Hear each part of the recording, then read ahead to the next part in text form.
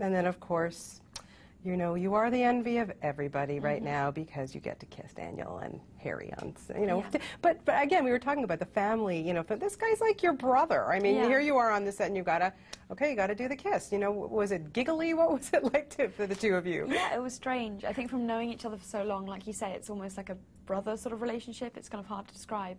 But I think from reading, you know, in the first moment when I read the book and sort of found out that's what happened, and then reading the script and seeing how sort of Steve Kloves had written it, it was really exciting to sort of, you know, have a very different side to Harry Potter. I think we've seen so many sort of massive sort of scenes with hundreds of people in the Great Hall, and then suddenly to have just the two of us in a scene is such a kind of big contrast, and it's quite, you know, suddenly having to sort of look at someone you've known for so long, like this close, in a completely different way. It's quite difficult, and it's quite weird watching it, I think, on screen. Yeah, but it was beautiful. It was a nice scene, very, very nice scene. Okay, so I understand you have some tricks that you've learned over the years about shooting scenes for Harry Potter, especially the big, long banquet scenes. What's your secret for getting through those?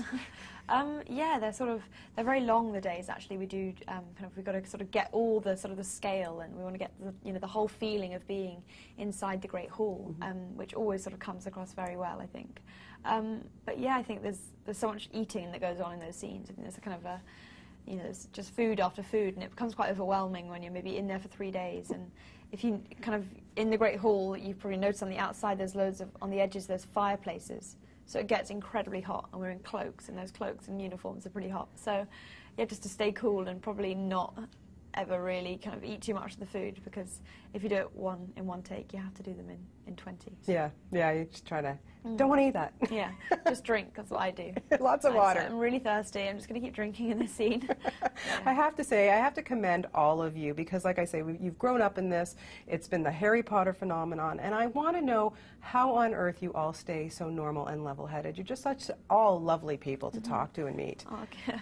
I think we all started so young, and we didn't really know a lot about the film industry, or sort of this idea that so many people have become obsessed with now. I think in the media this is the idea of sort of fame and sort of being sort of at the forefront of everything. But all of us sort of started at quite, you know, a small sort of state, and we've sort of grown within this film. We're such a tightly kind of knit sort of group, and there's such an amazing network of people around us that support us, like the producers and all the crew and sort of all the publicity that sort of deal with this movie. So I think it's probably kind of hats off to them, really, who've really sort of helped us through this journey. And we've all been together in it. We've all had, it's never been a lonely experience for all of us. There's always kind of, you know, us to keep us going through the days and sort of chat to one another and make it a light-hearted sort of fun experience. In it together. Till the very end. I can't wait to see the last two films. It must be very exciting. You're already into that, right? You're starting to shoot. Very exciting. Well, we'll see you next year on that one. Congratulations. Great job in this. Nice.